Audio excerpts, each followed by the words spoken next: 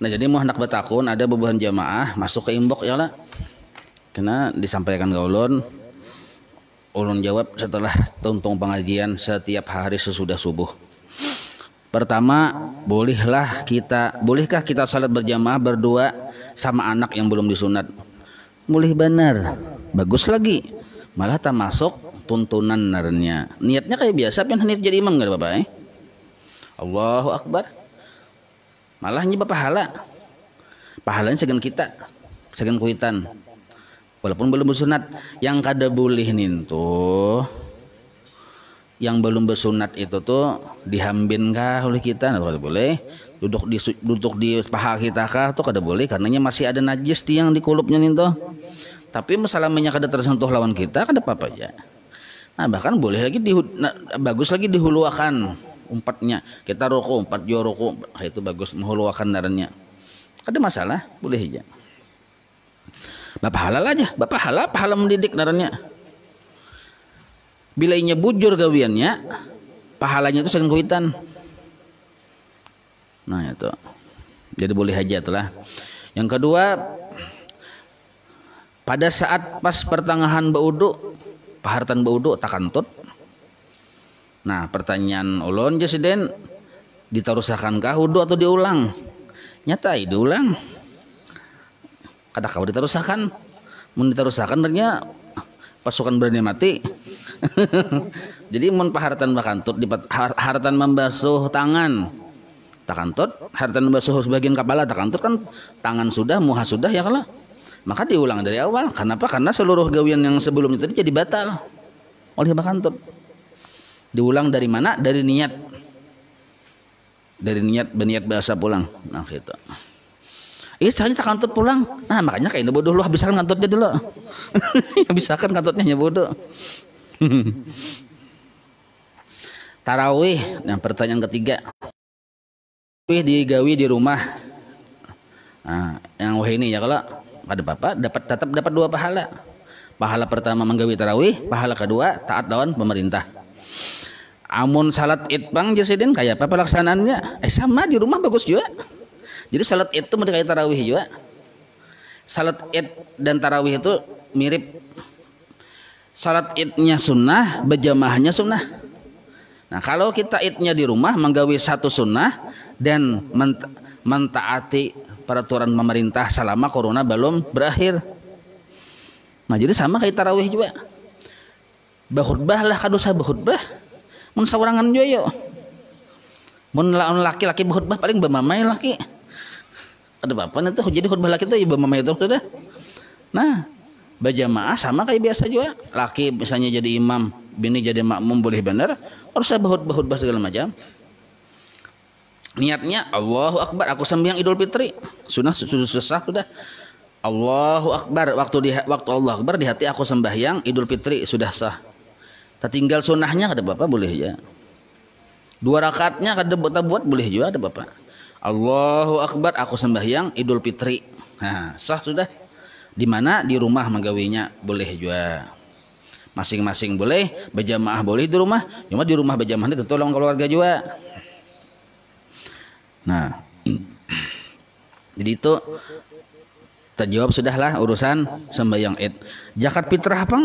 Kayak pemantarnya antar ke masjidnya ada orang menjaga di masjid tuh. Kayak di Darussalam nih ada yang jadi atar jangan deh bapak, atar kayak biasa.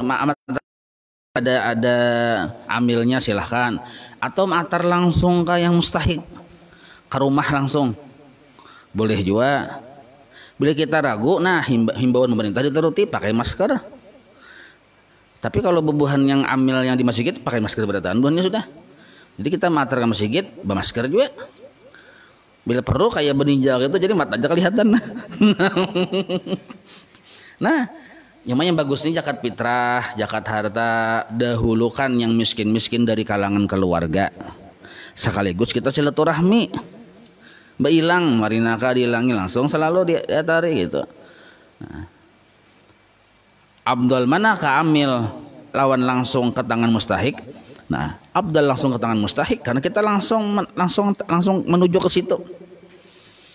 Nah, cuma kalau kita sibuk, kada sampat, lebih simpel ke amil ya Allah, amil langsung membagi kena. Nah itu. Jadi kada apa-apa kalau untuk pelaksanaan zakat fitrah tuh kada mesti harus menghadang malam hari raya. Dan kada mesti harus menghadang sebelum berangkat Idul Fitri, kada mesti. Hari ini pun dari tanggal 1 Ramadan tadi sudah sah zakat fitrah. Mulai tanggal 1 Ramadan sudah sah zakat fitrah. Apalagi zaman corona wah ini didahulukan bagus. Ada kelebihan kemampuan duit zakat fitrah langsung seikong 2,5 kilo ya lah. Nah kalau duitnya banyak bulatakan jadi 3 kilo, bulatakan jadi 3 kilo. Imbah itu ditambahi pulang situ susu sabalik, minyak lamak, memberi marina misal miskin nih atau dan sanak yang miskin buat di situ kopi segala macam. Bagus lagi nih tuh amplop pulang 1,5 miliar. Alhamdulillah benar. Nah jadi bagus berdahulu kada usah menghadang imbah hari raya, karena biasanya di awal-awal Ramadan orang perlu benar bebahan yang kasih-kasihan tanah. Nah kalau malam raya tak tuyuk tak imbai-imbai, lalu model kayak kada bahadaga baras tuh karena tak imbai-imbai. Nah lalu barasnya zakat fitrahnya tadi itu amun kawa yang baik walaupun lain pamakan kita. Ini penting dipahami inilah. Jadi menukar baras ini tergantung keadaan kemampuan duit kita waktu hendak menukar, bukan melihat pamakan kita. Biasanya pamakan kita hari-hari baras apa tuh yang murah yang harga 5.000 sekilo tuh bolok lah. Nah baras buruk ya. Baras buruk itu kan 1 kilo 5 kilo 1 kilo 5.000 misalnya. Baras buruk nah baras buruk 1 kilo 5.000 hari-hari kita makanin tuh. Waktu kita hendak membayar zakat fitrah sekalinya kita berjaki banyak bisi duit ratusan juta. Nah lalu kita hendak membayarkan baras fitrah ini jangan pamakan kita yang buruk 5.000 sekilo nih teh, karena kemampuan kita kawan nukar yang talarang. Kada aja ujar ustadz yang baca ramah aja napa yang kita makan aja. Nah salah paham. Napa yang kita makan itu maksudnya kayak ini pamakan kita baras jangan jagung, jangan gumbili dijurung ke orang lain. Mun kita berdiam di Irian Jaya di timur sana, napa pemakannya gumbili jangan baras dijulung. Itu maksudnya kot itu makanan pokok. Hanya harus paham ini nih. Jadi apa makanan pokok kita? Itu maksudnya jenisnya makanan pokok itu apa? Baras kah, jagung kah, gandum kah, roti kah? Nah, maka itu yang kita keluarkan. Sedangkan kualitasnya itu tergantung kemampuan kita waktu hendak membayar. Waktu hendak membayar zakat fitrah tergantung kemampuan. Kita balik pulang. Nah, misalnya kita hari-hari memakan baras yang harga sekilonya 100.000, baras super millennium. Nah, harga sekilonya 100.000 hari-hari. Waktu kita hendak bayar zakat fitrah, sekalinya kita jatuh miskin. Hendak bayar zakat fitrah sudah sampai waktunya, kada kau boleh lambat. Siapa kemampuan kita? Kemampuan kita kawan menukar baras sekilo yang harga 5.000. Nah, julung nggak yang sekilo harga 5.000 ada bapak. Walaupun hari-hari kita memakan yang harga 100.000 sekilo. Nah, jadi membayar zakat fitrah keadaan kantung kita, keadaan dompet kita yang menentukan. Pahamilah. Nah, itu. Jadi bagus saya berdahulu pian. Cari keluarga pian yang pina dan sanak pian gak bakal yang pina miskin-miskin. Nah itu yang didatangi. Ulun 4 batakun perihal puasa. Hadang halus sedikit masalah zakat fitrah tadi lah, masalah berniat pulanglah. Nah niatnya tadi gampang ya. Waktu pian menakar gen sudah sah, sudah ada niat di situ. Jadi ujar pian, nah aku zakat fitrah untuk diriku, untuk biniku, untuk anakku. Sah sudah nak itu. Aduh saya yang pina bahasa Arab segala macam. Enggak ada paham jawab pian. Langsung ya di hati ada sudah pian berniat gitu waktu menakar tuh, waktu pian menjulung ke orang sudah ada niat di situ. Jadi bukan amil-amil jangan cuma persulit lah. Menteri sudah berniat belum bahasa sini aja. Itu kada perlu kayak itu. Bila orang matar itu sudah ada niat, sudah sah sudah. Jadi jangan model kayak yang bina bakarinah tuh sunnah apa nggak itu, silahkan aja. Jual yang kayak bakarinah kayak maniup kabar silahkan aja, ada apa-apa itu. Nah, cuma jangan dipersulit orangnya kalau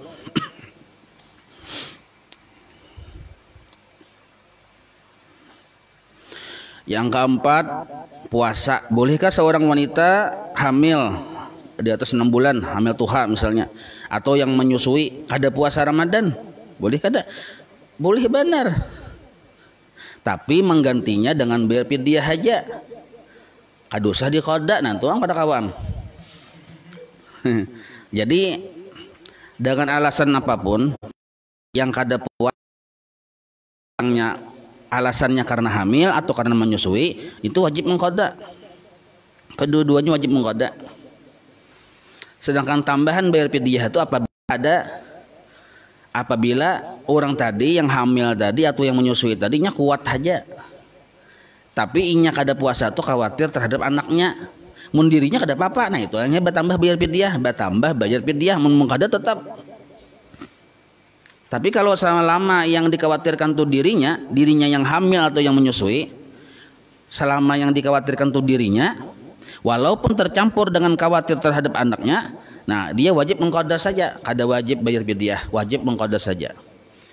Jadi baik hamil maupun menyusui itu wajib mengqada kedua-duanya. Itu hukum asalnya.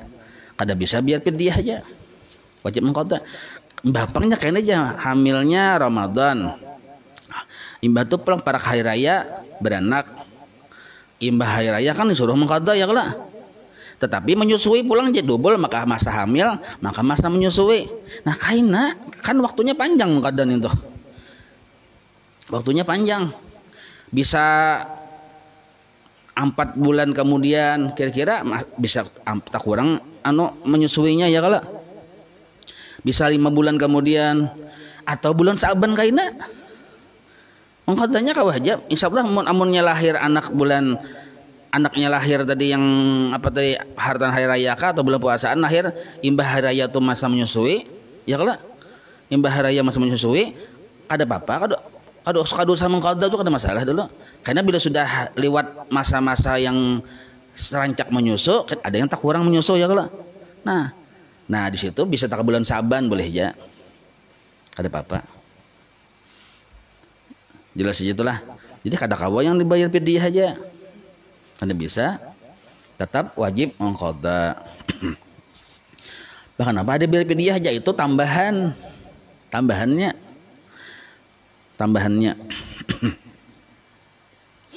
Jadi kalau kita rasa khawatir banyak kurang, menyusu kurang karena puasa, kada usah puasa. Tapi karena diqada, diniatakan mengqada kena. Apakah boleh dengan cukup membayar fidyah saja? Sudah tadilah. Yang kelima, jadi pertanyaannya bolehkah membayar fidyah saja? Kada kawa, wajib mengqada dan wajib bayar fidyah apabila yang dikhawatirkan anaknya saja. Itulah. Apakah boleh melanjutkan salat tarawih kalau sudah melaksanakan? Ini pertanyaan kelima. Bolehkah tarawih padahal sudah menggawi witir? Karena seorang imam memang di masjid, pas tak kena masjid yang 8, seorang jadi imam sudah berwitir, beli ke rumah hendak menambahi tarawih menjadi 20 misalnya atau menjadi 40, jadi boleh aja. Bolehkah? Boleh benar. Jadi walaupun kita sudah menggawi witir, boleh tarawih digawi, karena waktu tarawih itu mulai imba isya sampai sebelum waktu subuh, sebelum masuk waktu subuh.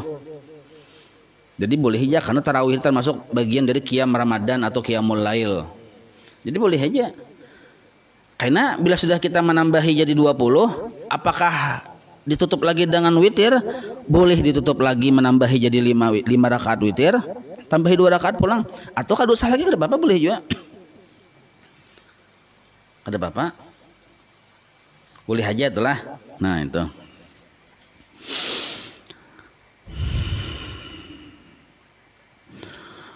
Ulun hendak melakukan zakat fitrah waktu dekat ini. Artinya kada menunggu malam hari raya Idul Fitri. Bagus nggih.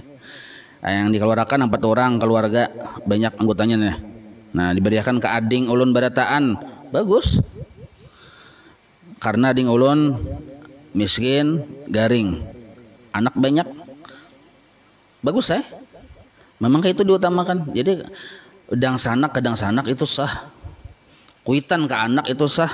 Jadi yang kada sah itu anak ke kuitan kada sah, karena kuitan yang sudah tua tanggungan si anak, tanggungan anak laki-laki, maka kada sah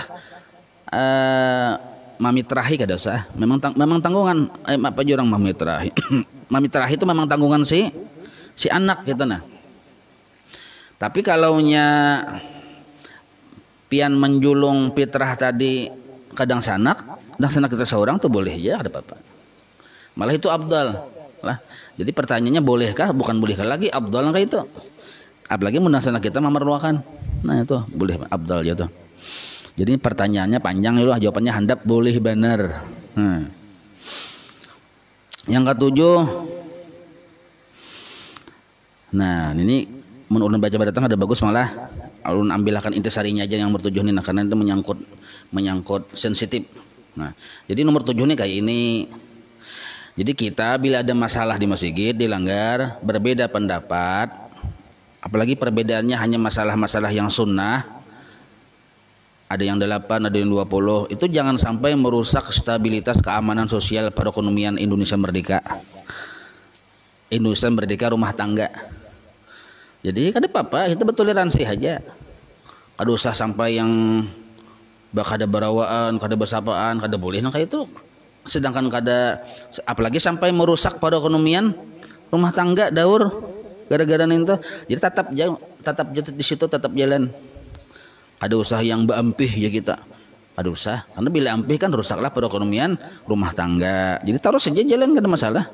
Kada mesti harus kita bakaras-karas. Nah, kada apa-apa boleh aja, kada masalah, karena itu perkara-perkara sunnah itu. Nah.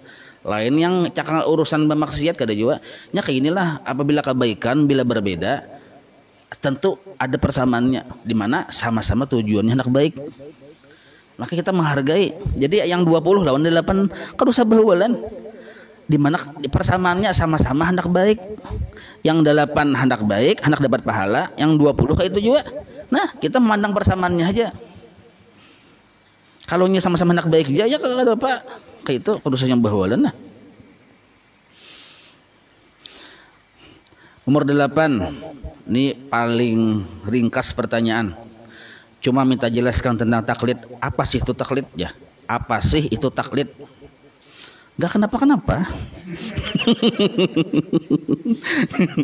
Jadi taklid itu tuh karena ini singkat pertanyaannya, singkat jawabannya. Pian maumpati orang yang pian anggap bujur gawiannya tuh pian umpati. Kenapa pian maumpati orang nih? Lalu pian umpati ya orang yang pian yakini orang tuh bujur. Walaupun pian kada paham juga maksudnya kenapa. Yang bujur tuh yang mana kada tahu kita. Cuma karena kita kada tahu kayak apa permasalahan, kita umpati orang yang kita yakininya bujur. Taklid sudah. Itu ya jawabannya. Mutabaah beda kayaknya, ada mutabaah itu mengikut juga, taklid mengikut juga. Cuma taklid ini kita kada paham lalu. Mengumpati orang. Kalau mutabaah itu kita paham. Ikhlas kita paham, sabar kita paham. Tapi kenapa kita sabar? Mutabaah kepada Rasulullah. Kita paham permasalahan sabar, itu mutabaah sebenarnya. Mengikut juga. Kalau taklid ini mengumpati kita kada paham. Paham lebih. Nah itu perbedaannya. Tapi kita mau patikan sembarang orang yang kita yakini orang itu bujur. Kita hendak ke pasar, ada tahu jalan, tapi kita yakin orangnya tahu jalan. Kita iringi ya. Padahal belum tentu juga, jangan-jangan sesat janganlah. Nah, tapi kita karena meyakini ya. Nah, iringi orang tuh sampai juga kita, itu taklid sebenarnya. Kalau mutabaah, kita nih seorang tembus saya juga, tahu baik juga. Cuma disuruh mutabaah, mau mengikuti ya nah. Melihati lawan kita iringi ya, melihati terus orang kakak kayak gimana. Apa disuruh bang mutabah nih. Walaupun kita sadar menyalip kawai menyalip. Nah itu mutabah sebenarnya. Ini taklid kayak itu.